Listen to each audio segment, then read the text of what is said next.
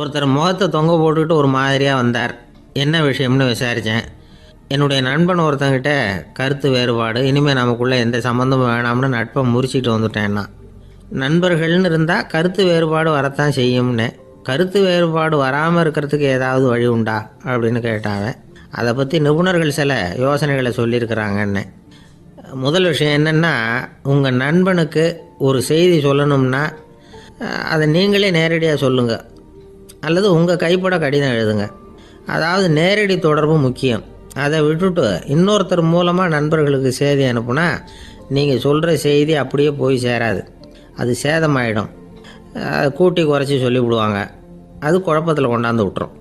இது ஒரு யோசனை. ரெண்டாவது யோசனை என்னென்னா, நீங்கள் ஒரு நல்ல காரியத்தை செய்யும் பொழுது உங்கள் நண்பரையும் சேர்த்துக்குங்க, அவருக்கும் அதில் ஒரு ஈடுபாட்டை உருவாக்குங்க. மூணாவது யோசனை, நம்ம பக்கத்தில் இருக்கிற நண்பர் மகிழ்ச்சி அடைகிற மாதிரி ஏதாவது செய்யணும். சின்ன சின்ன செயல்களாக இருந்தாலும் பரவாயில்ல, அவர் நமக்கு எதுவும் செய்யலையே, நாம் எதுக்கு செய்யணும் அப்படின்னு நினச்சிக்கிட்டு இருக்கக்கூடாது.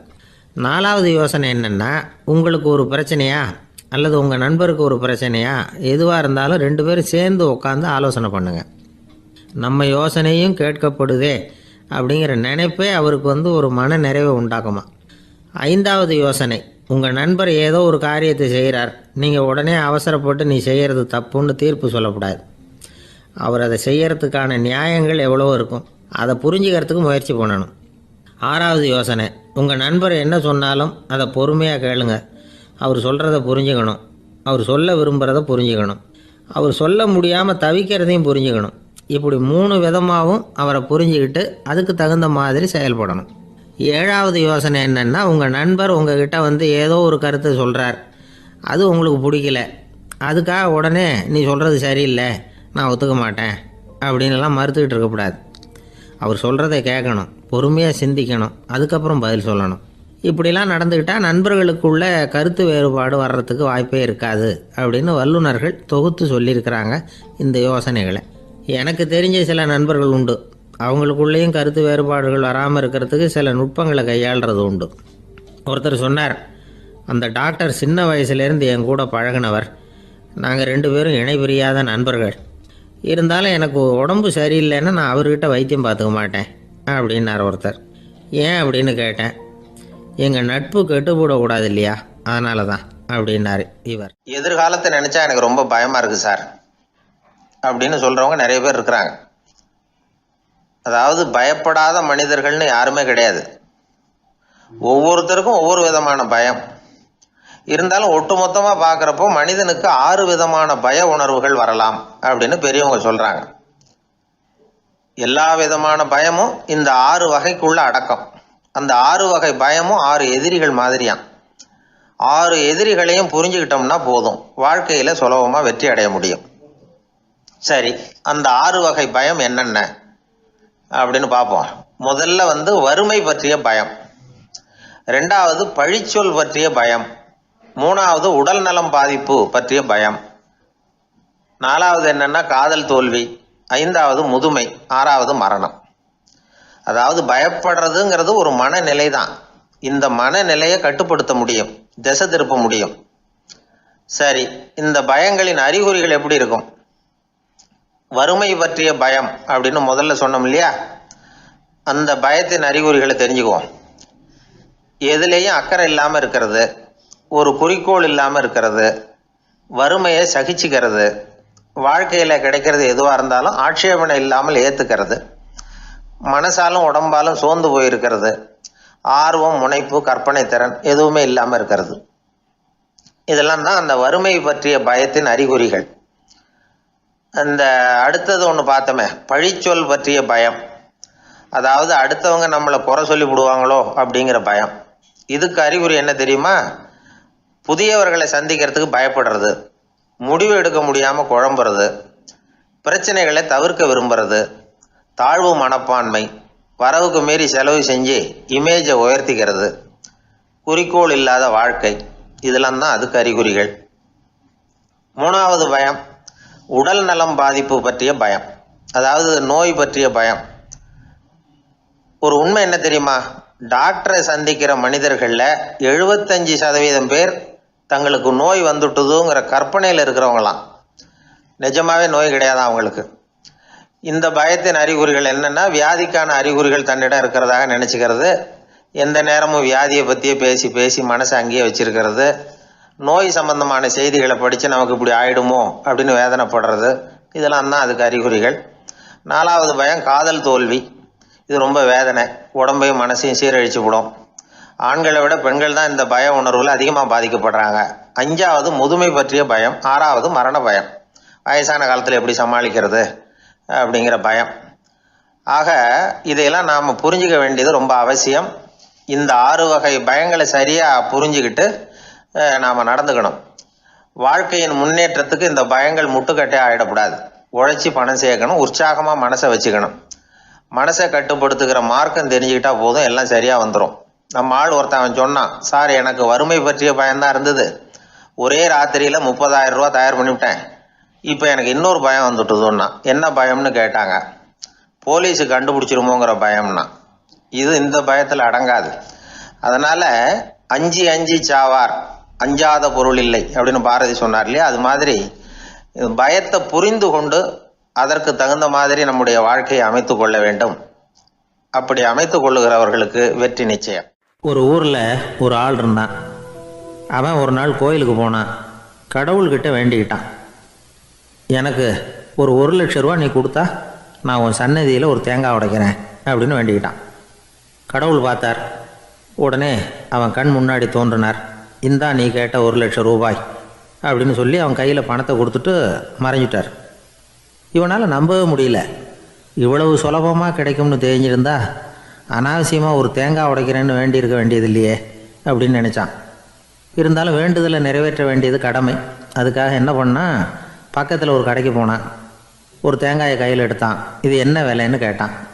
5 ரூபான்னார் கடையில் இருந்தவர். அதிகமாக இருக்குதே விலைன்னா. அப்படின்னா ஒன்று செய்யுங்க, அடுத்த ஊருக்கு போங்க, அங்கே தென்னந்தோப்பு அதிகம், அதனால் அங்கே இதை விட குறைஞ்ச விலைக்கு கிடைக்கும் அப்படின்னார். சரின்னு அடுத்த ஊருக்கு கிளம்புனான். அங்கே போய் விசாரித்தான். ஒரு தேங்காய் 3 ரூபாய் விலைன்னாங்க. இதுவும் அதிகமாக தெரியுதேன்னா. அப்படின்னா ஒன்று செய்ய, அதோ அந்த ஆற்று ஓரமாக ஒரு தென்னை மரம் இருக்குது பார், அதில் நீயே ஏறி பறிச்சுக்கோ, ஒரு தேங்காய்க்கு 1 ரூபா கொடுத்தா போதும் அப்படின்னார் அந்த தோப்புக்கு சொந்தக்காரரு. இவனுக்கு மரம் ஏற தெரியாது, இருந்தாலும் ஆசை யார விட்டுது, விலை சல்லிசாக இருக்குதே. ஆற்று ஓரம் போனால் தட்டு தடுமாறி அந்த மரத்தில் ஏறினா அந்த தென்னை மரம் வளைஞ்சி ஆற்று பக்கம் போய் அப்புறம் நிமிர்ந்து இருந்தது. அதாவது மரத்தின் உச்சி சரியாக ஆற்றுக்கு நடுவில் இருந்தது. ஆற்றுல வெள்ளம் கரபுரண்டு ஓடிக்கிட்டு இருக்கு. இவன் கடவுள் கொடுத்த 1,00,000 ரூபாயை மடியில் வச்சு இறுக்கி கட்டிக்கிட்டான். உச்சிக்கு போய் காய் பறிக்கிற சமயத்தில் காற்றும் மழையும் பலமாக கலந்து அடிக்க ஆரம்பிச்சுட்டுது. கால் வழுக்கி விட்டுட்டுது. இவன் சடார்னு ஒரு தென்னை மட்டையை பிடிச்சிக்கிட்டு தொங்க ஆரம்பிச்சிட்டான். கீழே பயங்கரமான வெள்ளம், மடியில் 1,00,000 ரூபா பணம், என்ன செய்கிறதுன்னு தவிக்கிறான். இந்த சமயம் கரையில் ஒரு யானைப்பாகன் யானையை குளிப்பாட்டிக்கிட்டு இருக்கிறான். அது அவன் கண்ணில் பட்டுது. ஐயா ஒரு உதவின்னு கத்துனான். அவன் என்ன செய்யணும்னு கேட்டான். உன் யானையை மெதுவாக இங்கே அழைச்சிட்டு வா, எனக்கு நேராக கீழே நிறுத்து, என் காலை பிடிச்சி மெதுவாக கீழே இறக்கி விட்ரு, என் மடியில் இருக்கிற பணத்தில் உனக்கு 10,000 ரூபா தரேன் அப்படின்னா. அவன் பார்த்தான். காலை கையை பிடிச்சா கூட எவனும் இந்த காலத்தில் 10 ரூபாய்க்கு மேலே தரமாட்டேங்கிறான், இவன் காலை பிடிச்சா 10,000 தர்றேங்கிறான் அப்படின்னு யோசனை பண்ணான். உடனே யானையை கொண்டுட்டு போனான். அவனுக்கு நேராக கீழே நிறுத்தினான். அவன் காலை பிடிச்சான். அவ்வளவுதான். அந்த நேரம் பார்த்து யானை மெதுவாக நடந்து அப்பால் போட்டுது. இப்போ யானைப்பாகன் அவன் காலை கெட்டியாக பிடிச்சிக்கிட்டு தொங்குறான். பரிதாபமாக மேலே பார்க்குறான். அவன் மட்டையை பிடிச்சிக்கிட்டு தொங்குறான். இப்போ யானைப்பாகன் சொல்கிறான், தம்பி மட்டையை விட்டுறாத, கெட்டியாக பிடிச்சிக்கோ, நான் உனக்கு 10,000 ரூபா தரேன், இதோ மடியில் தான் வச்சுருக்கேன்னா. மேலே தொங்குறவனுக்கு இந்த நிலைமையிலேயும் ஒரு சந்தோஷம், மேற்கொண்டு ஒரு 10,000 ரூபா நமக்கு கிடைக்கும் போல இருக்கே அப்படின்னு. இந்த சமயத்தில் ஒருத்தன் ஒட்டகத்தை ஓட்டிகிட்டு வந்தான் அந்த பக்கமாக குளிப்பாட்டுறதுக்கு. யானைப்பாகன் பார்த்துட்டான். ஐயா ஒட்டகக்காரரே, அதை இங்கே கொண்டுட்டு வா, எங்கள் காலை பிடிச்சி பத்திரமா இறக்கி விடு, நாங்கள் பணம் கொடுக்குறோம்னா. அவனும் பணத்துக்கு ஆசைப்பட்டு வந்தான். அவன் காலை பிடிக்கிற சமயம் ஒட்டகமும் நழுவி போட்டுது. இப்போ 3 பேருமே வரிசையாக தொங்குறாங்க. ஒட்டகக்காரன் கத்துறான், தம்பி மட்டையை விட்டுறாத, கெட்டியாக பிடிச்சிக்கோ, நான் என் மடியில் இருக்கிற 5,000 உனக்கு தந்துடுறேன்னா. மேலே தொங்குறவனுக்கு இன்னமும் சந்தோஷம், இவனும் பணம் தர்றேங்கிறான். அப்படின்னா இன்றைக்கி நமக்கு மொத்த பண வரவு எவ்வளவு அப்படின்னு ஒவ்வொன்றா கூட்டி பார்க்க ஆரம்பித்தான். மனக்கணக்கு சரியாக வரல. அதனால் அப்படியே விரலை விட்டு எண்ண ஆரம்பித்தான். அவ்வளவுதான், மட்டையை விட்டுட்டு கை நழுவி வந்துட்டுது. 3 பேரும் பொத்துன்னு ஆற்றுல விழுந்தாங்க. படாத பாடுபட்டு தட்டு தடுமாறி கரைக்கு வந்து சேர்ந்தாங்க. 3 பேர் மடியில் இருந்த பணமும் ஆற்றோட போட்டுது.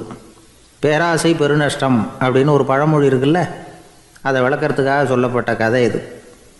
இந்த காலத்தில் ஒருத்தர் ஒரு நீச்சல் குளத்தில் நீச்சல் அடிச்சுக்கிட்டு இருக்கிறார். காவலுக்கு இருந்தவர் அதை கவனிச்சுட்டார். கரையிலேருந்து சத்தம் போட்டாராம், இதோ பாருங்கள், இங்கே ராத்திரி 8 மணிக்கு மேலே நீச்சல் அடிக்கிறது சட்டப்படி குற்றம், அதுக்கு அனுமதி கிடையாது, தெரியாதா உங்களுக்கு அப்படின்னாராம். இதுக்கு அவர், ஐயையோ, நான் நீச்சல் அடிக்க வந்தவன் இல்லைங்க, சும்மா சுற்றி பார்க்க வந்தவன், தடுமாறி குளத்தில் விழுந்துட்டேன், நீச்சல் தெரியாது, அதனால் தத்தளிச்சுக்கிட்டு இருக்கிறேன் அப்படின்னு கத்துனாராம்.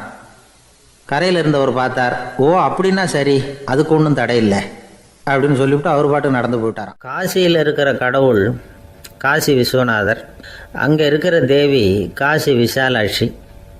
இவங்க 2 பேரும் ஒரு நாள் பேசிக்கிட்டு இருந்தப்போ கடவுள் சொன்னார், இந்த மனிதர்களை நாம் ரொம்பவும் நம்பிக்கையோடு தான் படைச்சிருக்கிறோம், இருந்தாலும் அவங்களுக்கு தான் நம்பிக்கை இல்லை, எதுலேயும் ஒரு உண்மையான நம்பிக்கை இல்லாமல் வாழ்ந்துக்கிட்டு இருக்கிறாங்க அப்படின்னார். என்ன அப்படி சொல்கிறீங்க? அதை பாருங்கள், எவ்வளவு பேர் காசியை தேடிட்டு வந்து கங்கையில் குளிச்சுக்கிட்டு இருக்கிறாங்க, அவங்களெலாம் நம்பிக்கை இல்லைன்னா இவ்வளவு தூரம் தேடிட்டு வந்து இங்கே குளிப்பாங்களா அப்படின்னு நாங்கள் தேவி. சரி, அதை சோதித்து பார்க்கலாம் அப்படின்னு 2 பேரும் முடிவு பண்ணிக்கிட்டாங்க. உடனே ஒரு திட்டம் போட்டாங்க.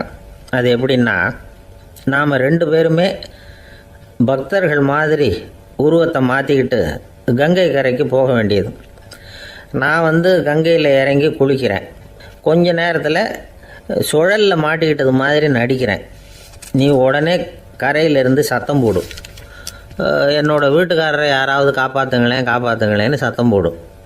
அதோடு இன்னொன்று சொல்லு, யாராவது ஒரு புண்ணிய ஆத்மா அவர்கிட்ட போய் அவருடைய முடியை பிடிச்சி இழுக்கணும், அப்படி ஒரு சாபம் இருக்குது எங்களுக்கு.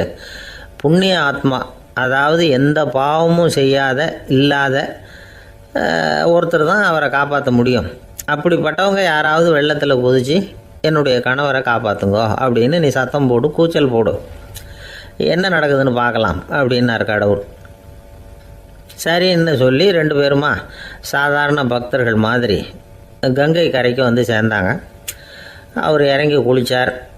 திட்டம் போட்டது மாதிரியே சுழலில் மாட்டிக்கிட்டது மாதிரி கத்துனார். கரையில் இருந்த அந்த அம்மா, ஐயோ என் கணவரை காப்பாற்றுங்களேன், யாராவது காப்பாற்றுங்களேன்னு கத்துனாங்க. பல பேர் ஓடி வந்தாங்க. உடனே இவங்க, பாவம் இல்லாத புண்ணிய ஆத்மா ஒருத்தரால் தான் என்னுடைய கணவர் காப்பாற்றப்படணுங்கிறது விதி, அப்படி ஒரு சாபம் இருக்குது, அதனால் புண்ணிய ஆத்மா யாராவது அவர்கிட்ட போய் அவர் முடியை பிடிச்சி தூக்கினா அவரை காப்பாற்றி போடலாம் அப்படின்னாங்க. இவங்க இப்படி சொன்னதும் எல்லோரும் திகைச்சு போய் நின்றுட்டாங்க.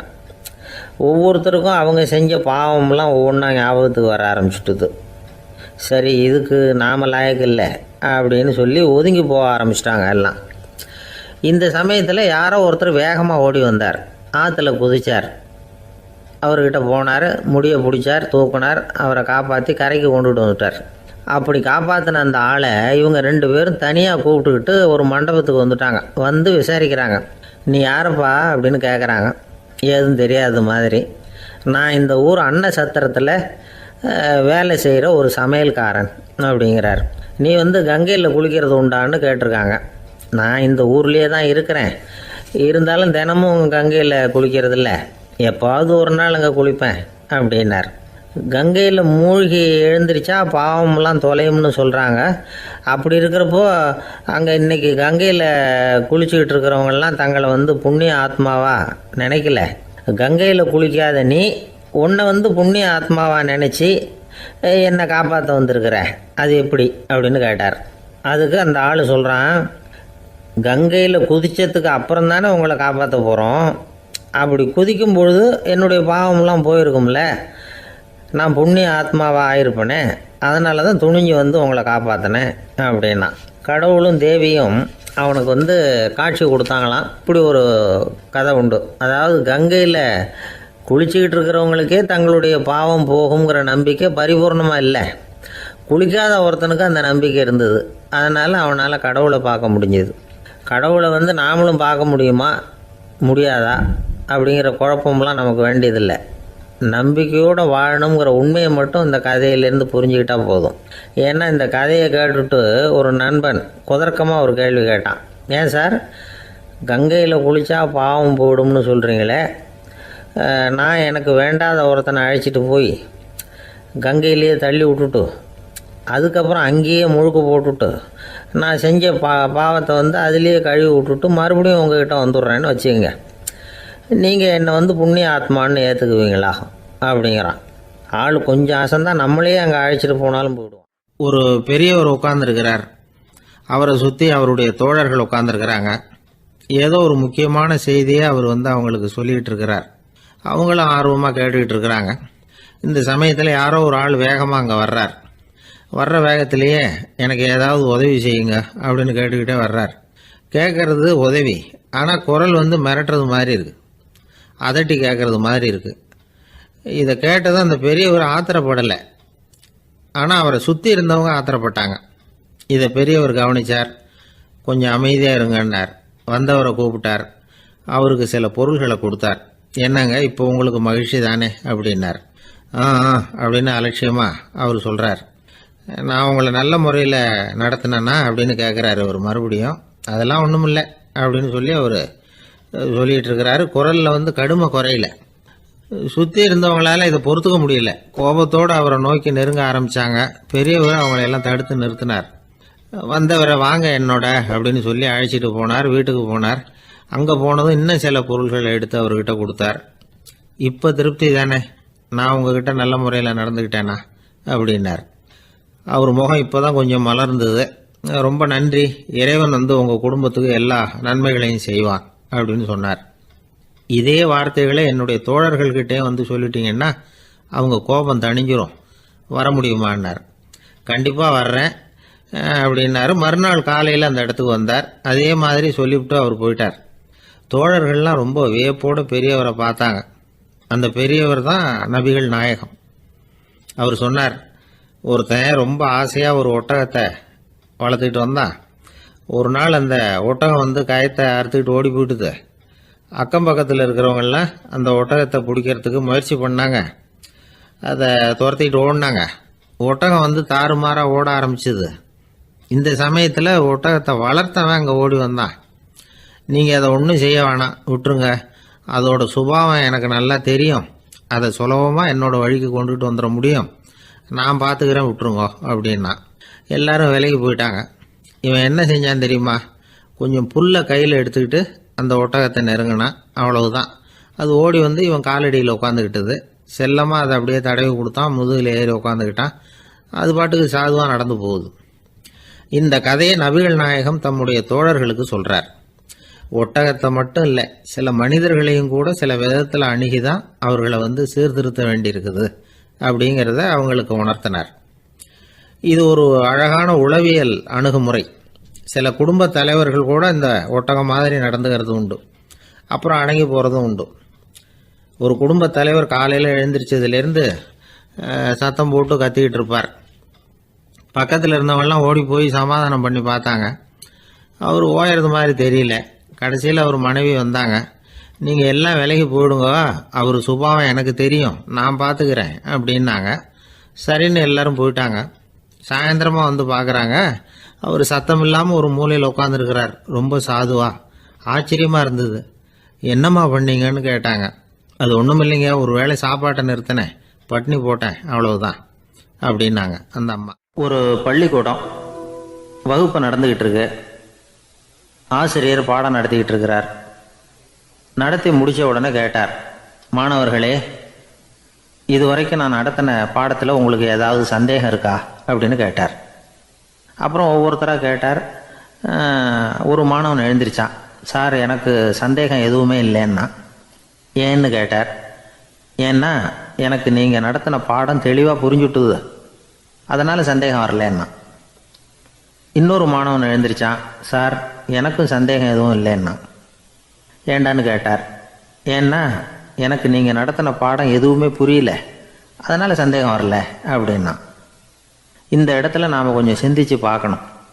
இந்த உலகத்தில் எல்லாம் புரிஞ்ச ஒருத்தனுக்கும் சந்தேகம் வராது, எதுவுமே புரியாத ஒருத்தனுக்கும் சந்தேகம் வராது. அறகுறையாக புரிஞ்சுக்கிட்டவன் இருக்கான் பாருங்க, அவனுக்கு தான் அடிக்கடி சந்தேகம் வரும். ஆக மாணவர்களை இந்த 3 வகையாக பிரிக்கலாம்.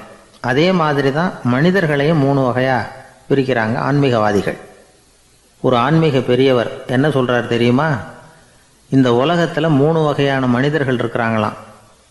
முதல் வகை எப்படி தெரியுமா? இவங்களுக்கு எதையும் தெரிஞ்சுக்கணுங்கிற அவசியமே கிடையாது. ஏன்னா அவங்களுக்கு எல்லாமும் தெரியும். இவங்க ஞானத்தின் முழு வடிவாக இருக்கிற காரணத்தினால அவங்களுக்கு எந்த சந்தேகமும் இல்லை, எந்த கேள்விகளும் கிடையாது. இந்த நிலையில் இருக்கிறவன் கிருஷ்ணன்.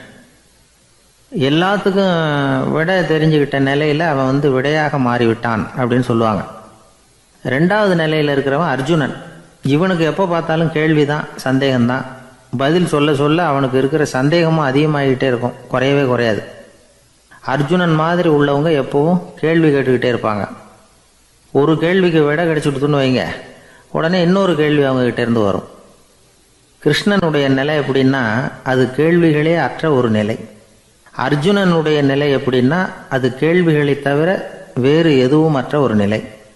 இவங்களை தவிர இன்னொரு ஆள் இருக்கிறான், அவனுக்கும் கேள்விகள் அற்ற ஒரு நிலை தான். அவன் யாருன்னா துரியோதனன். இவனுக்கு தெரிஞ்சுக்கணுங்கிற எண்ணமே சுத்தமாக கிடையாது. ஆவலே இல்லைங்கிறதுனால அதை புரிஞ்சுக்கணுங்கிற அவசியமும் இல்லை. அதனால் அவனுக்கு கேள்விகள் அற்ற ஒரு நிலையில் அவன் இருந்துக்கிட்டு இருக்கிறான்.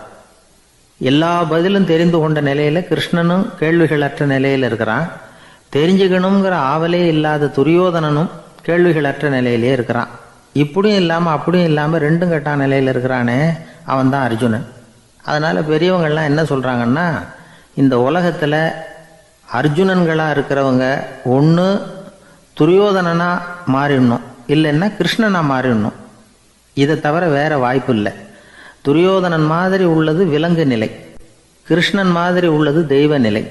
அர்ஜுனன் விலங்காவும் ஆக முடியல, தெய்வமாகவும் ஆக முடியல. இப்படி 2ம் கெட்டானா இருக்கிற வரைக்கும் இந்த கேள்விகளும் பிரச்சனைகளும் இருந்துக்கிட்டே தான் இருக்கும்.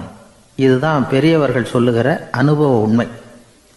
ஒரு ஆசிரியர் ரொம்பவும் விரிவாக விளக்கமாக பாடம் நடத்தின பிறகு, மாணவர்களே ஏதாவது சந்தேகம் இருந்தால் கேளுங்கன்னாராம். ஒரு மாணவன் எழுந்திரிச்சான். சார், எனக்கு ஒரு சந்தேகம்னா. என்னன்னு கேட்டார்.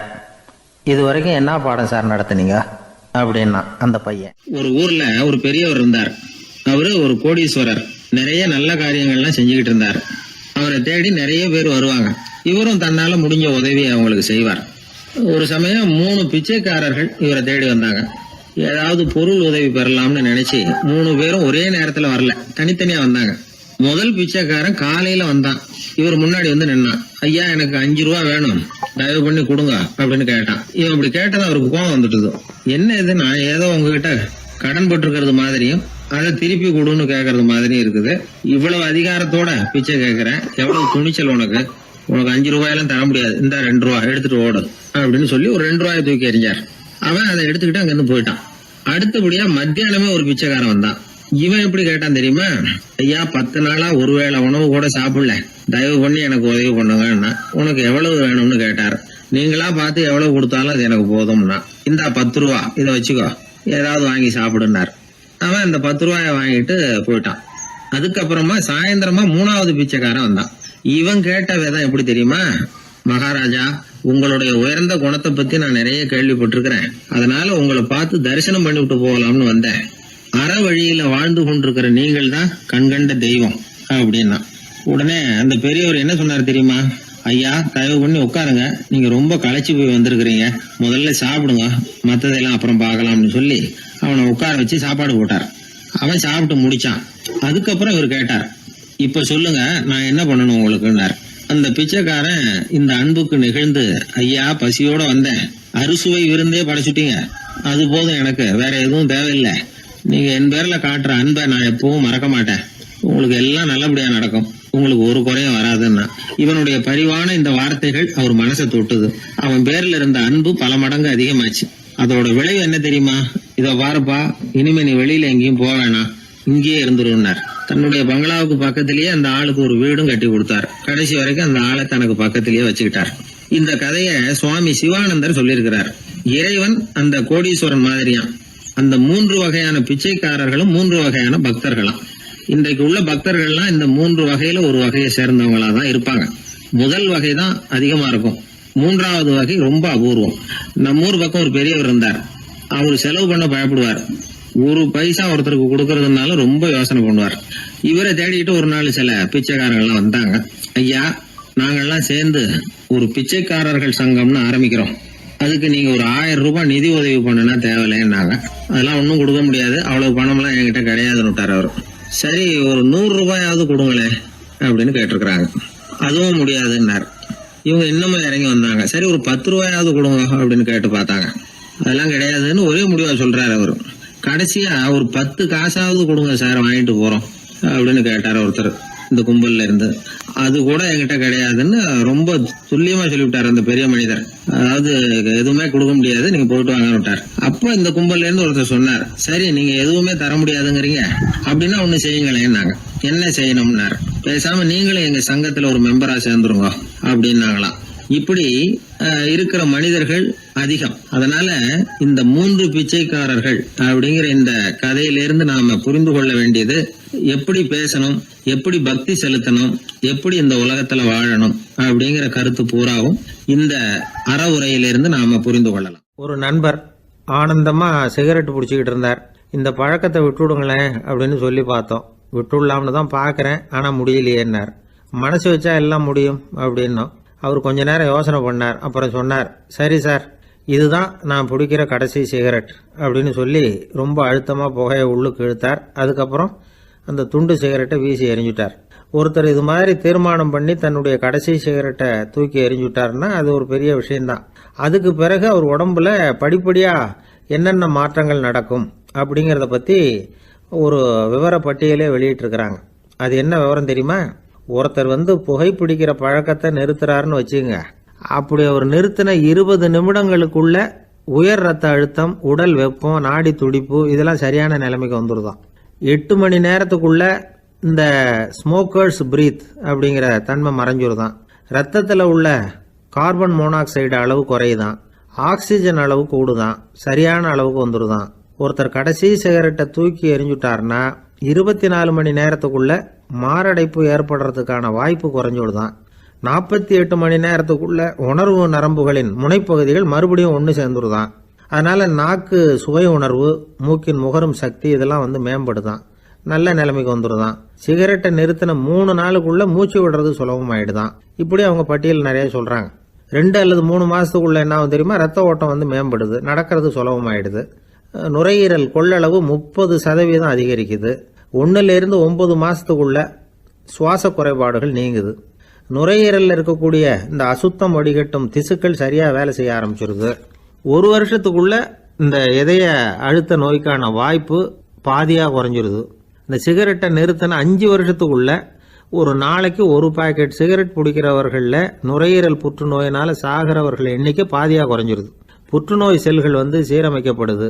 ஆக ஒருத்தர் புகைக்கிறத விட்டுணும்னு தீர்மானம் பண்ணி தன் கையில் இருக்கிற சிகரெட்டை இதுதான் கடைசின்னு சொல்லி தூக்கி எறிஞ்சுட்டா அதுக்கப்புறம் படிப்படியா இவ்வளவு நன்மைகளும் மாற்றங்களும் ஏற்படுறதாக இந்த அமெரிக்கன் கேன்சர் சொசைட்டி தெரிவிச்சிருக்குது. அதனால புகைப்பழக்கம் உள்ளவங்க இதெல்லாம் கொஞ்சம் யோசிச்சு பார்த்து அந்த பழக்கத்தை விட்டு விடுறது ரொம்ப நல்லது. ஆனால் அதையெல்லாம் நாம சொன்னா யாரு கேட்கறாங்க? என்னுடைய நண்பர் ஒருத்தர் புகைப்பழக்கம் உள்ளவர். அவர் என்கிட்ட சொன்னார், சார், சிகரெட் பிடிக்கிற பழக்கத்தை விட்டு விடுறது என்னை பொறுத்த வரைக்கும் ஒன்றும் பெரிய கஷ்டமான செயல் இல்லை, அது ரொம்ப சுலபம் அப்படின்னார். எப்படி சொல்றீங்கன்னு கேட்டேன். நான் ஏற்கனவே 20 தடவை அந்த பழக்கத்தை விட்டுருக்கேன் சார் அப்படின்னார் ரொம்ப பெருமையா. மனுநீதி சோழன் வரலாறு நமக்கு தெரியும்.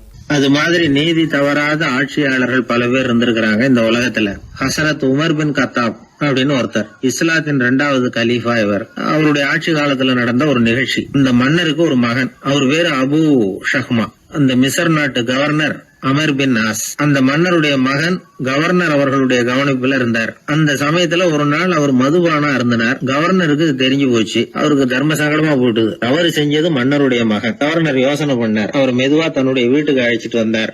அதிகமா அவரை கஷ்டப்படுத்தாம ஒரு சின்ன தண்டனை கொடுத்து பிரச்சனையை தீர்த்துட்டார். ஏதோ பேருக்கு ஒரு தண்டனை, அவ்வளவுதான். இது நடந்து கொஞ்ச நாள் கழிச்சு மன்னருக்கு இந்த விஷயம் தெரிஞ்சு போச்சு. தன்னுடைய மகன்கிறதுனால கவர்னர் லேசான தண்டனையோட விட்டுட்டார் அப்படிங்கறத புரிஞ்சுக்கிட்டார். உடனே கவர்னருக்கு தகவல் அனுப்பினார். அமர் பின் ஆஸ் அவர்களே, என்னுடைய மகன் மதுபானம் அருந்தி இருக்கிறான், அது உங்களுக்கு தெரிஞ்ச உடனே தண்டனை கொடுத்திருக்கிறீங்க. கலீஃபாவின் மகன்கிற காரணத்தினால குறைவான தண்டனையை கொடுத்ததாக கேள்விப்படுறேன். இது ஷரியத்தின்படி மாபெரும் குற்றம். உங்களுடைய நடத்தையும் மன்னிக்க கூடியதல்ல.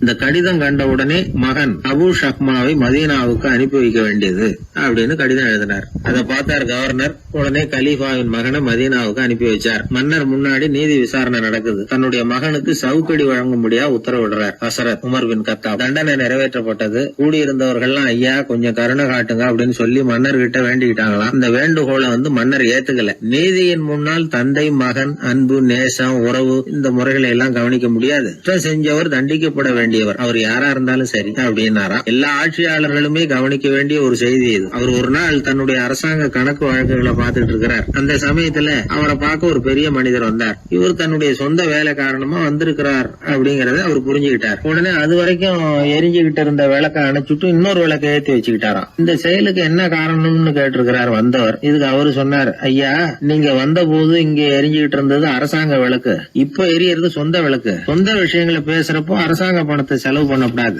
அதனாலதான் விளக்க மாத்தினேன் அப்படின்னாராம். இப்படி எல்லாம் பல பேர் இந்த உலகத்துல இருந்திருக்கிறாங்க. ஆனா இப்ப எல்லாம் பல பேர் அப்படி இருக்கிறது இல்ல. ஒருத்தர் அப்படிதான் அரசாங்க விஷயங்களை பார்த்துக்கிட்டு உட்கார்ந்து இருக்கிறார். அந்த சமயத்துல ஒரு பெரிய தொழில் அதிபர் அவரை பார்க்க வந்திருக்கிறார். இவரு சடார்னு எழுந்திருச்சு எரிஞ்சுகிட்டு இருந்த விளக்க அணைச்சுட்டார். எங்கும் ஒரே இருட்டு. ஏன் விளக்க அணைச்சுட்டீங்கன்னு கேட்டிருக்கிறார் வந்தவர். இங்க நடக்கிறது மத்தவங்க கண்ணுல பற்றக்கூடாது அப்படிங்கறதுக்காக தான் விளக்க அணைச்சேன். நீங்க கொண்டு வந்திருக்கிறத அப்படி ஒரு ஓரமா வச்சுட்டு போடுங்க, அதுக்கப்புறமா விளக்க போட்டு நான் எடுத்துக்கிறேன் அப்படின்னாராம் இவர். சாலை ஓரமா அழுதுகிட்டு உட்காந்துருந்தான். பிச்சை எடுத்து சாப்பிட்ற ஒருத்தன் அந்த பக்கமாக வந்தான். இவனை பார்த்தான். ஏன் அழுதுகிட்டு உட்காந்துருக்கிற, என்னாச்சு உனக்கு அப்படின்னு கேட்டான். அதுக்கு இவன் சொன்னான், என்கிட்ட ஒன்றுமே இல்லை, நான் இந்த உலகத்தில் இருந்து என்ன பிரயோஜனம், அதனால தான் அழுதுகிட்டு இருக்கிறேன் அப்படின்னா. உன்கிட்ட மறைஞ்சிருக்கிற புதையல் என் கண்ணுக்கு நல்லா தெரியுது, அது உனக்கு புரியல, அதனால தான் அழுதுகிட்டு இருக்கிற அப்படின்னா. என்னது புதையல் இருக்குதா, உன் கண்ணுக்கு தெரியுதா அப்படின்னு கேட்டான். ஆமாம் எனக்கு தெரியுது, அந்த புதையலை நீ விற்கிறதுக்கு தயாராக இருக்கிறியா அப்படின்னு கேட்டான் இவன். இதை கேட்டதும் அந்த இளைஞனுக்கு ரொம்ப ஆச்சரியமாக போச்சு. என்னது இப்படி கேட்குறானே அப்படின்னு. என்கிட்ட ஒரு காசு கூட இல்லையே, அப்படி இருக்கிறப்போ புதையல் எங்கேருந்து வந்தது அப்படின்னா. இந்த நேரத்தில் அந்த பிச்சைக்காரன் சிரித்தான். இப்படி தான் இந்த உலகத்தில் எல்லோரும் சொல்லிகிட்டு இருக்கிறாங்க, என்கிட்ட ஒன்றுமே இல்லைன்னு சொல்லி. ஆனால் அவங்கக்கிட்ட தான் புதையல் இருக்குது. நீ வேணும்னா என் கூட வா, நம்ம நாட்டு அரசர்கிட்ட போவோம், உங்ககிட்ட இருக்கிற புதையலை அவர் நல்ல விலைக்கு எடுத்துக்குவார் அப்படின்னா. அது எப்படி உனக்கு தெரியும்னா, இதுக்கு முன்னாடியும் இது மாதிரி பல பேரை நான் ராஜா கிட்ட அழைச்சிட்டு போயிருக்கிறேன், அதனால தான் உன்னை பார்த்தேன், உன்னையும் கூப்பிட்றேன். நீ சரின்னு சொன்னால் உன்னை அழைச்சிட்டு போகிறேன், உங்ககிட்ட இருக்கிற புதையலை அவர் நல்ல விலை கொடுத்து எடுத்துக்குவார் அப்படின்னு சொன்னான். இவன் இப்படி சொல்கிறது அந்த இளைஞனுக்கு ஒன்றுமே புரியல. இது என்னது இந்த ஆள் இப்படி சொல்லிகிட்டு இருக்கிறான், நம்மக்கிட்ட என்ன இருக்குது, அதுவும் இல்லாமல் இவனே பிச்சை எடுத்து சாப்பிட்டுக்கிட்டு இருக்கிறான், இவன் போய் நம்மளை ராஜா கிட்ட அழைச்சிட்டு போகிறதா போகிறேங்கிறானே என்ன அப்படின்னு சொல்லி அவன் யோசனை பண்ணான். என்ன யோசிக்கிற, உனக்கு பணம் வேணும்னா என்னோட வா அப்படின்னா. இளைஞன் ஒரு முடிவுக்கு வந்தான். சரி, இங்கேயே உட்காந்துக்கிட்டு இருக்கிறத விட அங்கேயாவது போய் பார்ப்போமே, இங்கே அழுதுட்டு உட்காந்துருக்கிறதுல என்ன பிரயோஜனம், ஏதோ கூப்பிட்றான் போய் பார்த்துட்டு வருவோமே அப்படின்னு சொல்லி அவன் கூட புறப்பட்டான். பிச்சைக்காரன் முன்னாடி போயிட்டே இருக்கிறான், இந்த இளைஞன் பின்னாடி நடந்து போயிட்டுருக்கான். ரெண்டு பேரும் அரண்மனையை நோக்கி போகிறாங்க. பாதி வழி போயிருப்பாங்க. வழியில் அந்த பிச்சைக்காரன் சொன்னான், இதை பாரு, முன்னாடியே சில விஷயங்களை நாம் பேசிக்க வேண்டியிருக்கு, சரியாக தெளிவாக முடிவு எடுத்துக்கிட்டு அதுக்கப்புறம் ராஜாக்கிட்ட போகணும். ஏன்னா அங்கே போய் அது முடியாது இது முடியாதுன்னு நாம் நமக்குள்ளே சண்டை போட்டுக்கிட்டு இருக்க முடியாது. ராஜாவுக்கு விலையை பற்றி கவலையே இல்லை, எவ்வளவு சொன்னாலும் நமக்கு பணம் கிடச்சிரும். ஆனால் அதுக்கப்புறம் நான் இதை விற்கிறதுக்கு தயாராக இல்லைன்னு சொல்லிடக்கூடாது. அதனால் புதையலை விற்கிறதா இல்லையாங்கிறத இங்கேயே தெளிவாக முடிவு செஞ்சுக்கணும், இல்லைன்னா ராஜா கிட்ட போய் அங்கே போய் குழப்பிக்கிட்டு இருக்க முடியாது அப்படின்னு சொன்னான். இளைஞனுக்கு ஒன்றுமே புரியல. என்ன சொல்கிற நீ, என்கிட்டயா புதையலா எங்கே இருக்குது அப்படின்னு சொல்லி குழம்பி போனான். இப்போ அந்த பிச்சைக்காரன் சொன்னான், இதை பாரு, இப்போ உதாரணத்துக்கு உன்னுடைய கண்களை எடுத்துக்கோ. அதுக்கு நீ என்ன விலை கேட்டுற போகிற? நான் அதுக்கு ராஜா கிட்டே இருந்து ஒரு 50,000 ரூபா வாங்கி தர முடியும். உன்னுடைய இருதயத்தை கொடுக்குறியா? 20 லட்சம் ரூபா வாங்கி தரேன். மூளையை கொடுக்குறியா? 30 லட்சம் வாங்கி தரேன். என்ன சொல்கிற அப்படின்னு சொல்லி இந்த பிச்சைக்காரன் பேசிக்கிட்டே போகிறான். இளைஞனுக்கு கோபம் வந்துட்டுது. என்ன உளர்ற? உனக்கு என்ன பைத்தியமா? கண்ணையும் மூளையையும் இருதயத்தையுமா விற்பாங்க? என்ன விலை கொடுத்தாலும் அதையெல்லாம் நான் விற்கிறதுக்கு தயாராக இல்லை, நான் விற்க மாட்டேன். அதை கொடுத்துட்டு நான் என்ன பண்ணுறது? இப்படி நான் மட்டும் இல்லை, யாருமே இதை விற்கிறதுக்கு தயாராக இருக்க மாட்டாங்க அப்படின்னு சொன்னான் அந்த இளைஞன். இவன் இப்படி சொன்னதும் அந்த பிச்சைக்காரன் வாய் விட்டு சிரிக்க ஆரம்பிச்சுட்டான். இப்போ பைத்தியமானது நானா நீயா? லட்சக்கணக்கான கோடிக்கணக்கான ரூபாய் பொறுமானம் உள்ள பொருள்களை உங்ககிட்டயே வச்சுக்கிட்டு விற்க முடியாதுன்னு சொல்கிற நீ தான் ஏழை. என்கிட்ட ஒன்றுமே இல்லைன்னு மரத்தடியில் உட்காந்து அழுதுகிட்டு இருக்கிறியே அப்படின்னு சொன்னான். இன்றைக்கி பார்த்திங்கன்னா பல பேர் தன்கிட்ட புதைஞ்சிருக்கிற ஆற்றலை புரிஞ்சிக்க முடியாமல் அவதிப்பட்டுக்கிட்டு இருக்கிறாங்க. நம்மக்கிட்ட என்ன இருக்குங்கிறது அவங்களுக்கு தெரியறதில்ல. அதனால தான் என்கிட்ட ஒன்றுமே இல்லைன்னு சொல்லி அழுதுகிட்டு இருக்கிறாங்க. இதை விளங்க வைக்கிறதுக்கு பெரியவங்க சொல்கிற கதை இது. நம்மக்கிட்ட இருக்கிற புதையலை நாம் தான் தோண்டி எடுக்கணும். உண்மையான புதையலுங்கிறது உள்ளே இருக்குது. ஆனால் அதை வெளியில் தேடுற ஆசாமிகள் தான் அதிகம். சராசரி மனித இயல்பு அப்படி. நம்மக்கிட்ட விலை மதிக்க முடியாத பகுத்தறிவு இருக்குது. அதை வச்சுக்கிட்டு வாழ்க்கையில் முன்னேறத்துக்கு முயற்சி பண்ணணும். என்கிட்ட ஒன்றுமே இல்லைன்னு நினச்சி ஓரமாக உட்காந்துடக்கூடாது. முயற்சி செஞ்சால் முடியாத காரியம் எதுவுமே இல்லை. ஒரு ரயில்வே ஸ்டேஷன் பக்கம் வெளியில் ஒரு டாக்ஸி நின்றுக்கிட்டு இருந்தது. அந்த பக்கமாக வந்த ஒருத்தர் டாக்ஸி டிரைவரை பார்த்து சொன்னார், ஐயா, உங்கள் வண்டியில் பின் சீட்டில் ஒரு மணி பர்ஸு கிடக்கு, யாரோ மறந்து விட்டுட்டு போயிருக்கிறாங்க அப்படின்னார். இல்லை அது காலி பர்ஸு தான், நான் தான் அதை அங்கே போட்டு வச்சுருக்கிறேன்னார் டிரைவர். ஏன்னு கேட்டார் அவர். இதுக்கு டிரைவர் சொன்னார், அதை பார்க்குற யாராவது அதை எடுத்துக்கலாம்ங்கிற ஆசையிலையாவது சவாரிக்கு வருவாங்க, அதுக்காக தான் போட்டு வச்சுருக்கிறேன் அப்படின்னார். ஒரு சீன தேசத்து அரசர் இருந்தார். அவருக்கு வயசாயிட்டுது.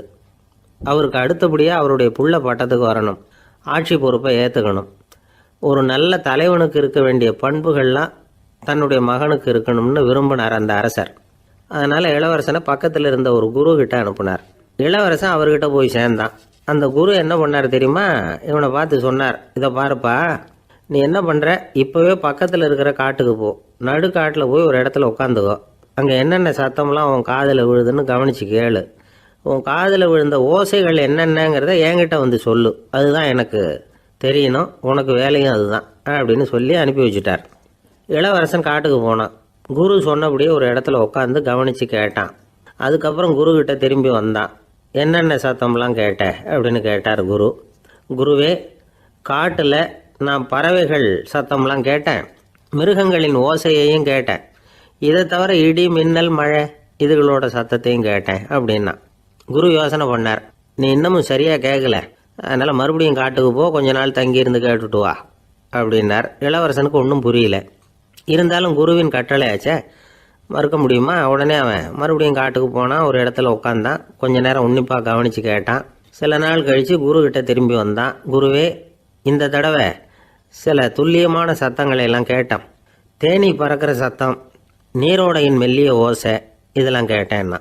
குரு சிரித்தார். நீ மறுபடியும் காட்டுக்கு போ, இன்னும் சில நாள் அங்கே இரு, முழுமையாக கவனமாக கேட்டுக்கிட்டு வா அப்படின்னு சொல்லி அனுப்பி வச்சுட்டார்.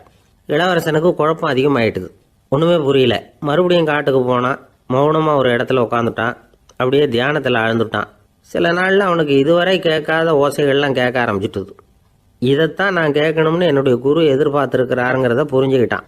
உடனே குரு கிட்ட ஓடனான். குருவே, இந்த தடவை காதுகளுக்கு கேட்க முடியாத சில ஓசைகளை கூட என்னால் உணர முடிஞ்சுது.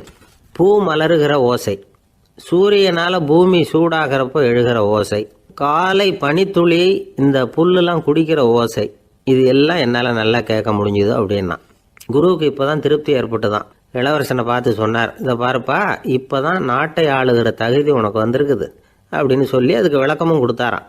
எந்த அரசன் தன்னுடைய மக்களின் இதயம் பேசுகிற மௌன மொழியை, மௌன வார்த்தைகளை கேட்குறானோ அவன் தான் ஆள தகுதி உள்ளவன். எந்த அரசன் தன்னுடைய மக்களின் உணர்ச்சிகளை உண்மையாக உணர்றானோ அவன் தான் முதன்மையான அரசன். போலி வார்த்தைகளை மட்டும் கேட்டுட்டு பல மௌன ராகங்களை காதில் வாங்கிக்காதவன் அரசனே இல்லை. எந்த நாட்டில் எப்போ ஒரு அரசன் தன்னுடைய மக்களின் உணர்ச்சிகளை கேட்க மறுக்கிறானோ அன்னையிலேருந்தே அந்த நாடு அழிய தொடங்குது அப்படின்னு அர்த்தம். இதுதான் அந்த குரு இளவரசனுக்கு போதிச்சது. வாயால் பேசுகிறத மட்டும் கேட்டு ஏமாறக்கூடாது. உணர்ச்சிகளையும் கேட்கறதுல தான் மனப்பக்குவம் உண்டாகும். மக்கள் உணர்ச்சிகளை புரிந்து கொள்ளாத அரசர்கள் நீடிச்சிருக்க முடியாது. அது மாதிரி நாடுகளில் அடிக்கடி குழப்பம் தான் உண்டாகும். அப்படி இருந்தால் அடிக்கடி ஆட்சி மாறிக்கிட்டு இருக்கும். அப்படிப்பட்ட ஒரு தேசம், அங்கே ஒரு சிறைச்சாலையில் 3 கைதிகள் பேசிக்கிட்டு இருந்தாங்க. ஒருத்தன் சொன்னான், நான் இந்த நாட்டு ராஜாவை எதிர்த்து பேசிக்கிட்டு இருந்தேன், அதனால் என்னை பிடிச்சி கொண்டாந்து இங்கே போட்டுட்டாங்க அப்படின்னா ஒருத்தன். இன்னொருத்தன் சொன்னான், நான் இந்த நாட்டு ராஜாவை ஆதரித்து பேசிக்கிட்டு இருந்தேன், அதனால் என்னை பிடிச்சி கொண்டாந்து இங்கே தள்ளிவிட்டாங்க அப்படின்னா. அது சரி, நீ என்ன தப்பு பண்ண அப்படின்னு சொல்லி 3வது ஆளை பார்த்து இவங்க கேட்டாங்க. அதுக்கு அந்த ஆள் சொல்கிறான், நான் தான் இந்த நாட்டு ராஜா அப்படின்னா. எப்பவும் சுத்தமாக இருக்கணும், அதுதான் நல்லதுன்னார் ஒருத்தர். நான் அப்படிதான் சார் இருக்கிறேன், தினம் 2 வேளை சோப்பு போட்டு குளிக்கிறேன் இன்னொருத்தர். உடம்பு மட்டும் சுத்தமாக இருந்தால் போதாது சார், மனசும் சுத்தமா இருக்கணும்னாரு அவர். மனசை சுத்தப்படுத்துறதுக்கு என்ன சோப்பு சார் போடலான்னு கேட்டார் இவர். ஆன்மீகம்ங்கிற சோப்பு தான் அதுக்கு பொருத்தம்னாரு அவர். ஆன்மாவை மேம்படுத்துகிற ஒரு முயற்சி தான் ஆன்மீகம்ங்கிறது. அந்த முயற்சியை எப்படி பண்றது? மனசுக்குள்ள குந்தி இருக்கிற வேண்டாத விருந்தாளிகளை எல்லாம் வெளியேற்றணும். வேண்டாத விருந்தாளிகள்ல முக்கியமான ஒருத்தர் யாருன்னா அவர் பேர் பொறாமை. இவரு நம்ம மனசுக்குள்ள இருக்கிற வரைக்கும் நாம நிம்மதியா இருக்க முடியாது. ஒரு குருநாதர் இருந்தார், அவர்கிட்ட 2 சீடர்கள் இருந்தாங்க. 2 பேரும் ஆரம்பத்துல ஒருத்தருக்கு ஒருத்தர் நல்லபடியா தான் பழகிட்டு இருந்தாங்க. ஆனாலும் என்னமோ தெரியல, கொஞ்ச நாள்ல இந்த 2 பேர்ல ஒருத்தன் மனசுக்குள்ள பொறாமைங்கிற விருந்தாளி உட்கார ஆரம்பிச்சுட்டார். அந்த சீடனும் அதுக்கு இடம் கொடுத்துட்டான். குரு கிட்ட தான் நல்ல பேர் வாங்கணும் அப்படின்னும், தன்னுடைய நண்பன் கெட்ட பேர் வாங்கணும் அப்படின்னு அவனுக்கு ஒரு ஆசை வந்துட்டுது.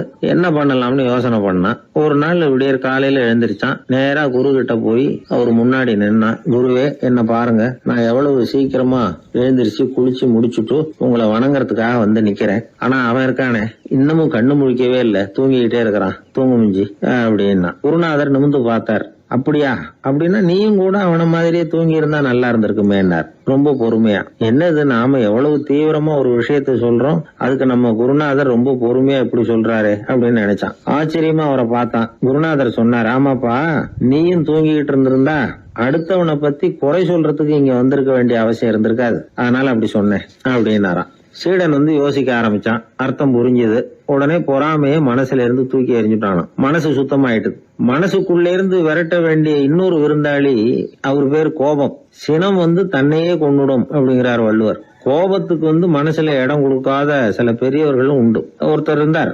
அவர் ஒரு சமயம் கோதாவரி நதியில போய் குளிச்சுட்டு திரும்பி வந்துட்டு இருக்கிறார். ஒரு பெரியவர் வர்ற வழியில ஒரு மரத்து மேல உட்கார்ந்திருந்த ஒருத்தன் அவர் மேல துப்பி போடுறான். இவர் உடனே திரும்பி போய் மறுபடியும் குளிச்சுட்டு வர்றார். அப்பவும் துப்புறான். அவர் கோவப்படல, பேசாம மறுபடியும் திரும்பி போய் குளிச்சுட்டு வர்றாரு. இப்படி பல தடவை நடந்துகிட்டே இருக்குது. ஒரு கட்டத்துல இந்த ஆளு தோத்து போய் அவர் காலிலே விழுறான். ஆச்சரியப்பட்டு கேக்குறான், அது எப்படிங்க நீங்க கோவப்படாம இருக்கிறீங்களே, அது எப்படி அப்படின்னா. அதுக்கு அந்த பெரியவர் சொன்னாராம், நான் கோவப்பட்டிருந்தா என் மனசு அசுத்தமா இருக்கும். உடம்பு அசுத்தமான குளிச்சு சுத்தப்படுத்திக்கலாம், மனசை அப்படி சுத்தப்படுத்த முடியாது, அது கொஞ்சம் கஷ்டம் அப்படின்னாராம். ஆக கூடி மனசு அசுத்தமாகாம பாத்துக்க வேண்டியது நம்ம கடமை. மனசை அசுத்தப்படுத்துற இன்னொரு விஷயம் சுயநலம். ஒரு சுயநலவாதி ஆத்துல விழுந்துட்டார், சுழல்ல சிக்கிக்கிட்டார். இன்னொரு சுயநலவாதி கரையில இருந்து இதை பார்த்தார். ஒரு கயத்தை தூக்கி போட்டு அதை புடிச்சுக்க சொல்லி கரையில இழுத்து காப்பாத்தினார். அவரு கரையில ஏறின உடனே இவரை பார்த்து, என்ன காப்பாத்தினதுக்காக உங்களுக்கு 50 காசு கொடுக்கலாம்னு பாக்குறேன், ஆனா என்கிட்ட 1 ரூபாயா இருக்கு, சில்லறையா இல்ல அப்படின்னாராம். உடனே காப்பாத்தினவர் இவரை பார்த்து, அப்படின்னா நீங்க இன்னொரு தடவை தண்ணியில விழுந்துருங்க, நான் காப்பாத்துறேன், 1 ரூபாயா கொடுத்துடலாம் அப்படின்னாராம். இப்படிப்பட்டவங்க எல்லாம் எத்தனை தடவை தண்ணியில விழுந்தாலும் மனசு சுத்தமாக போறதில்லை. ஒரு சராசரி மனிதனுடைய இயல்பு என்ன? இன்பம் வந்தா துள்ளி குதிப்பான், துன்பம் வந்தா சோர்ந்து போய் ஒரு மூலையில உட்காந்துருவான். இவன் தான் சராசரி மனிதன். ஆனால் ஒருத்தன் இன்பம் வந்தால் அதுக்காக மகிழ்ச்சி அடையிறதில்ல, துன்பம் வந்தால் அதுக்காக சோர்ந்து போகிறதில்ல அப்படின்னு வச்சுக்கோங்க. அப்படி இருந்தால் அவன் சாதாரண ஆள் கிடையாது. ஒரு ஊரில் ஒரு ஞானி இருந்தார். அவரை தேடிட்டு ஒரு பெரியவர் வந்தார். ஐயா, ஞானத்தில் சிறந்த ஞானம் எது அப்படின்னு கேட்டாராம். இதுக்கு அந்த ஞானி என்ன பதில் சொன்னார் தெரியுமா? இன்பத்தினால மகிழ்ச்சி அடையாமலும் துன்பத்தினால சோர்வு அடையாமலும் இருக்கிறது தான் அந்த ஞானம், பெரிய ஞானம் அப்படின்னாராம். சரி சுவாமி, அப்படிப்பட்ட ஞானம் உங்களுக்கு எப்படி வந்ததுன்னு கேட்டிருக்காரு இவர். அதை நான் ஒரு கழுதைகிட்ட இருந்து கற்றுக்கிட்டேன் அப்படின்னாராம் அவர். இவருக்கு ஒன்றும் புரியல, ஒரு மாதிரியாக முழிச்சிருக்கிறார். இதை அவர் புரிஞ்சுக்கிட்டார். நீங்கள் நாளைக்கு காலையில் நம்முடைய ஆசிரமத்துக்கு வாங்க, புரிய வைக்கிறேன்னாராம். சரின்னு அவர் போயிட்டார். மறுநாள் காலையில் ஆசிரமத்துக்கு சேர்ந்தார். ஞானி அவரை கூப்பிட்டு உட்கார வச்சார். வாங்க வந்து இப்படி உட்காருங்க, கொஞ்சம் நேரத்தில் இந்த வழியாக ஒரு கழுதை போகும், அதை கவனித்து பாருங்கன்னாராம். இவருக்கு இன்னமும் ஒன்றும் புரியாமல் போச்சு, ஒரே குழப்பம். இருந்தாலும் அந்த ஞானி சொன்னது மாதிரியே உட்காந்துருக்கிறார். கொஞ்ச நேரத்தில் அந்த வழியாக ஒரு கழுதை போச்சு.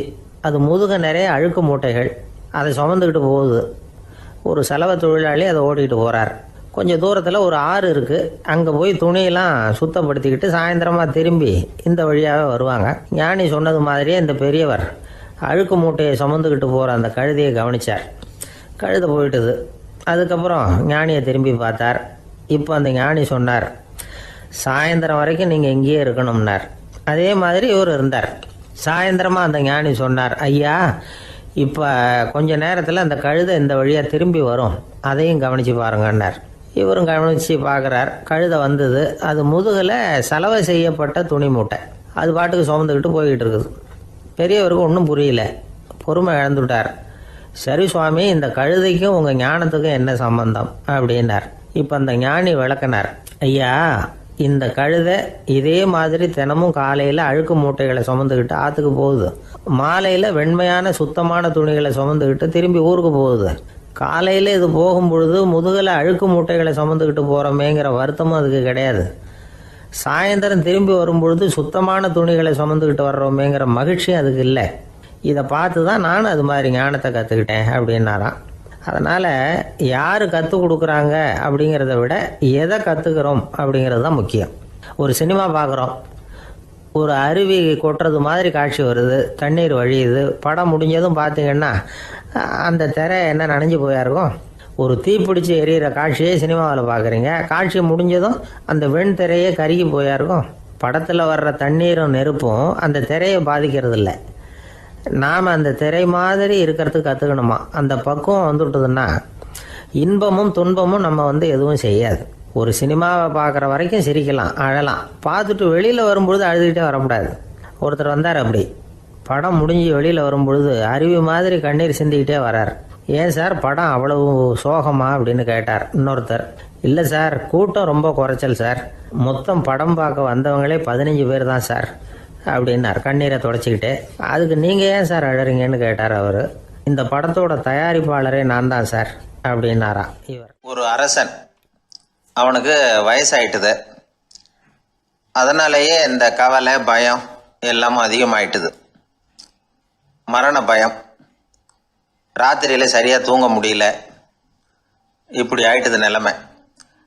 அந்த அரசன் ஏற்கனவே எப்படின்னா போர்க்களங்களில் எத்தனையோ பேரை ஓட ஓட விரட்டி இருக்கிறான். இருந்தாலும் இப்போ அந்த துணிச்சல்லாம் எங்கேயோ போயிட்டுது. பேசாமல் படுத்துருக்கிறான். அப்படியே படுத்தாலும் தான் தூக்கம் வர மாட்டேங்குது. என்ன பண்ணலாம்னு யோசித்தான் இந்த மன்னன். உடனே எல்லா அமைச்சர்களையும் கூப்பிட்டான். எனக்கு நிம்மதி இல்லை, எதை நினச்சாலும் பயமாக இருக்குது, எனக்கு ஒரு ஆலோசனை சொல்லுங்க அப்படின்னா. என்ன ஆலோசனை வேணும் அப்படின்னு சொல்லி கேட்டாங்க. எனக்கு ஒரு நெருக்கடியான சந்தர்ப்பம் ஏற்பட்டு போச்சுன்னு வச்சுக்கோங்க.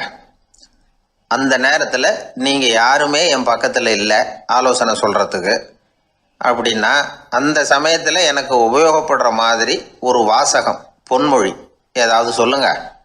அதை நான் என்னுடைய வைர மோதிரத்துக்கு அடியில் பதிச்சு வச்சுக்கிறேன் அப்படின்னார். தேவைப்படுறப்போ உதவும் அப்படிங்கிறதுனால. அவர் போட்டிருந்த மோதிரமும் அதுக்கு தகுந்த மாதிரியே திறந்து மூடுறது மாதிரி அமைஞ்சிருந்தது. ஏதாவது வாசகம் எழுதுனா உள்ற வச்சுக்கலாம், அதுக்கான வசதி அதில் இருந்தது. அமைச்சர்கள்லாம் யோசனை பண்ணாங்க, இது மாதிரி ராஜா கேட்குறாரே என்ன வாசகம், அதாவது பொன்மொழி சொல்லலாம் அப்படின்னு எல்லாரும் யோசனை பண்ணாங்க. ஒருத்தருக்குமே சரியாக தோணலை, ஒரே குழப்பமாக இருந்தது. ஏன்னா நெருக்கடியான சமயத்தில் உபயோகப்படுறது மாதிரி ஒரு பொன்மொழி வேணும்னு சொல்லியிருக்கிறார். அப்படி இப்படி யோசித்து பார்த்தா ஒன்றுமே தோணலை. எல்லாரும் குழம்பிக்கிட்டு இருந்த நேரத்தில் ஒரு பெரியவர் அந்த பக்கமாக வந்தார். அவர் சொன்னார், நான் வேணும்னா அதுக்கு பொருத்தமாக ஒரு வாக்கியம் சொல்கிறேன், ஆனால் ஒரு நிபந்தனை. அதை யாரும் ரொம்ப ஆர்வம் காரணமாக அவசரப்பட்டு படிச்சிடக்கூடாது. அதை ரகசியமாக அந்த மோதிரத்துக்குள்ளே எழுதி வச்சுக்கணும். எப்போவாவது இக்கட்டில் மாட்டிக்கிற சமயத்தில் மட்டும் வேறு வழியே இல்லை அப்படிங்கிற நிலைமையில் மட்டும்தான் அதை திறந்து பார்க்கணும். அப்படி நீங்கள் இருக்கிறதா இருந்தால் நான் அதை சொல்கிறேன் அப்படின்னார் அந்த பெரியவர். சரின்னு ஒத்துக்கிட்டாங்க எல்லாரும். அதே மாதிரி அவர் ஒரு வாக்கியத்தை சொன்னார். அவர் சொன்ன வாக்கியத்தை ரகசியமாக மோதிரத்துக்குள்ளே பதிச்சு மூடியாச்சு. ராஜா அதை விரலில் மாட்டிக்கிட்டார். கொஞ்ச நாள் ஆச்சு. அந்த ராஜாவுக்கு ஒரு சோதனை வந்தது. என்ன சோதனைன்னா, அடுத்த நாட்டு மன்னன் படையெடுத்துக்கிட்டு வந்துட்டான். அவன் இவர்கிட்ட ஏற்கனவே தோற்று போனவன், ஒரு வெறியில் வந்திருக்கிறான். தோற்று போனவன் மறுபடியும் சண்டைக்கு வந்தால் எப்படி வருவானோ அப்படி வர்றான். ஒரு வெறியில் வந்தால் ஜெயிச்சுட்டான். என்னாச்சு, இவரோட நிலைமைன்னா நாட்டை இழந்துட்டார், எல்லாத்தையும் இழந்துட்டார். கடைசியாக ஒரு அடிபட்ட குதிரையில் ஏறி தப்பிச்சு போயிட்டார், வேறு வழி இல்லைன்னு. பின்னாடி துரத்திக்கிட்டு வராங்க. இவர் ஒரு மலை உச்சிக்கு போயிட்டார். அதுக்கும் அப்பால் போக முடியாது, ஏன்னா அந்த பக்கம் பயங்கர பள்ளம். உல்லாச பயணிகள் வந்து கண்டு கழிக்கிற இடம் அது. ஆனால் இவருக்கு அது சாவு பயணத்தின் வாசல், திரும்பவும் முடியாது. அவ்வளவு குறுகிய பாதை அது, வேறு வழியே இல்லை. இந்த நேரம் சூரிய ஒளி மோதிரத்தில் பட்டு மின்னிச்சு. உடனே இவருக்கு ஞாபகம் வந்தது. மோதிரத்தை திறந்து படிக்கிறார். அதில் இருந்த வாசகம், இந்த நிலையும் மாறிவிடும், this too will pass away. அவருக்கு ஒரு தைரியம் வந்தது. பின்னாடி வந்தவங்களும் திசை மாதிரி வேறு எங்கேயோ தேடி போயிட்டாங்க. அவங்க விரட்டிக்கிட்டு வரலைன்னா இவ்வளவு அழகான ஒரு இடம் இருக்கிறதே எனக்கு தெரியாமல் போயிருக்குமேன்னு நினச்சார். இவ்வளவு அழகை ரசிக்கிறதுக்காக ஒரு நாட்டையே கூட இழக்கலாம்னு தோணுச்சு அவருக்கு. அமைதியாக அந்த அழகை ரசித்தார். எதிரிகள்லாம் எங்கேயோ போயிட்டாங்க. மன்னர் நாடு திரும்பினார். மறுபடியும் படைகளை திரட்டினார். கொஞ்ச நாளில் படை எடுத்துக்கிட்டு போனார். யாருக்கிட்ட தோற்று போனாரோ அவரையே வெற்றி கண்டு திரும்பி வர்றார். வரவேற்பு விழா பிரமாவப்படுது. ஆடல் பாடல் கோலாகலம். இதை பார்த்ததும் அந்த ராஜாவுக்கு தலைகால புரியல. நம்மளை இனிமேல் யாராலையும் ஜெயிக்க முடியாதுன்னு நினச்சார். அகம்பாவம் லேசாக எட்டி பார்த்தது. இப்போ மறுபடியும் சூரிய ஒளிப்பட்டு மோதிரம் மின்னிச்சு. அதை திறந்து மறுபடியும் படிக்கிறார். இந்த நிலைமையும் மாறிவிடும், this too will pass away. அவ்வளவுதான். அவர் மனசு அடங்க ஆரம்பிச்சுட்டுது, ஆணவம் போயிட்டுது. இதிலேருந்து நாம் தெரிஞ்சுக்க வேண்டியது என்னென்னா, எந்த சூழ்நிலையிலையும் நாம் கவலைப்பட வேண்டியதில்லை. ஏன்னா இங்கே எதுவுமே நிரந்தரம் இல்லை.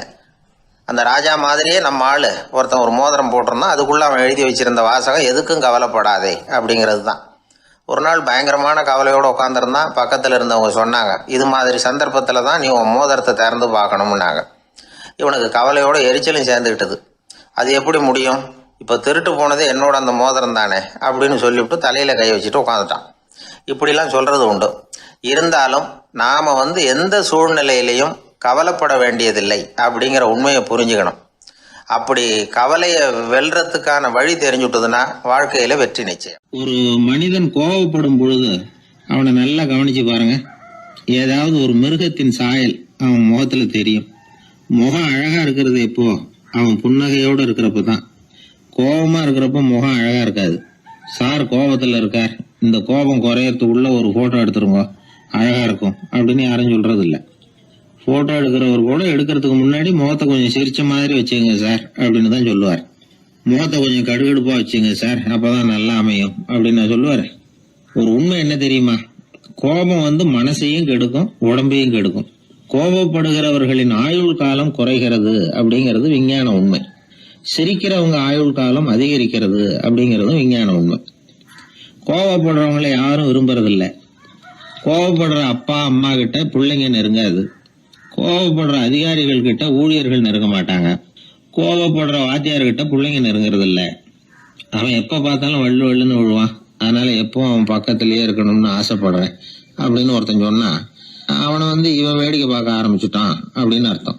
சரி, இந்த கோபம் எதனால வருது? இயலாமையினால தான் வருதான். இப்ப நீங்க நினைக்கிறத நிறைவேற்றக்கூடிய சாமர்த்தியம் உங்ககிட்ட இல்லைங்கிறப்போ அது கோபமா வெளிப்படுது, அவ்வளவுதான். திறமை உள்ளவன் கோபப்பட வேண்டிய அவசியமே இல்லை. ஒரு உண்மையான கவிஞன் கிட்ட போய் ஒரு கவிதை எழுதி கொடுங்க அப்படின்னு சொன்னா அவன் உடனே எரிச்சல் அடையக்கூடாது. எரிச்சல் வந்தா அது அவனுடைய இயலாமையை காட்டுது. சிற்பி சிலை செதுக்கிறதுக்கு கோபப்படக்கூடாது. ஒரு அதிகாரி சொன்னார், நீங்க சொல்றதெல்லாம் சார் தான் சார், இருந்தாலும் கோவப்படலைன்னா வேலை நடக்காது சார், அதனாலதான் தினமும் ஆபீஸ்ல கத்திட்டு கிடக்குறேன் அப்படின்னார். ஆனா உண்மை என்ன தெரியுமா, கத்துறதுனால கத்துறது தான் நடக்குமே தவிர காரியம் நடக்காது. வேலை நடக்கிறது மாதிரி ஒரு பாவனை நடக்கும், அவ்வளவுதான். தவறு செய்கிறவர்களுக்கு தண்டனை கத்துறது மட்டும் இல்லை, திட்டு வாங்குற யாரும் தான் செஞ்சது தவறுதான் அப்படின்னு ஒத்துக்கிறது இல்லை. அதை அவங்க உணர்றதும் இல்லை. அப்படி இருக்கிறப்போ திட்டுறதுனால என்ன பிரயோஜனம்? திட்டுறதன் நோக்கம் என்ன? திட்டு வாங்குறவங்க திருந்தணுங்கிறது தானே. நோக்கம் நிறைவேறாதுன்னா எதுக்காக கத்தணும்? திட்டுறது மூலமாவே ஒருத்தனை திருத்த முடியும்னா திருடுறவனை எல்லாம் கூப்பிட்டு கொஞ்ச நேரம் திட்டி போயிட்டு வாப்பா இனிமே நீ திருந்திவிட்ட அப்படின்னு சொல்லி வச்சுடலாமே. இதுல நாம முக்கியமா புரிஞ்சுக்க வேண்டியது என்னன்னா, கோபம்ங்கிறது நாம அடுத்தவங்களுக்கு கொடுக்கிற தண்டனை இல்ல, அது நமக்கு நாமே கொடுத்துக்கிற ஒரு தண்டனை. அடுத்தவங்களை திருத்துறதாக நினைச்சுக்கிட்டு நம்ம நாமே கெடுத்துக்கிற ஒரு முயற்சி. நம்ம மனசு கெட்டு போகுது, நம்ம உடம்பு கெட்டு போகுது, அதுதான் கண்ட பலன்.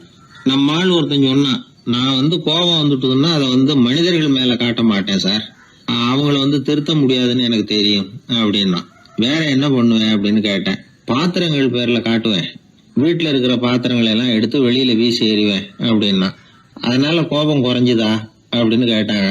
எனக்கு குறைஞ்சுது, ஆனா எதிர்த்த வீட்டுக்காரனுக்கு அதிகமாயிட்டுதுன்னு நானும். அது எப்படிறான்னு கேட்டிருக்காங்க. நான் எனக்கு கோபம் வந்த உடனே நேரம் அவங்க வீட்டுக்குள்ள போய் அங்க இருக்கிற பாத்திரங்களை தான் எடுத்து வெளியில வீசி எறிகிறேன் அப்படின்னா.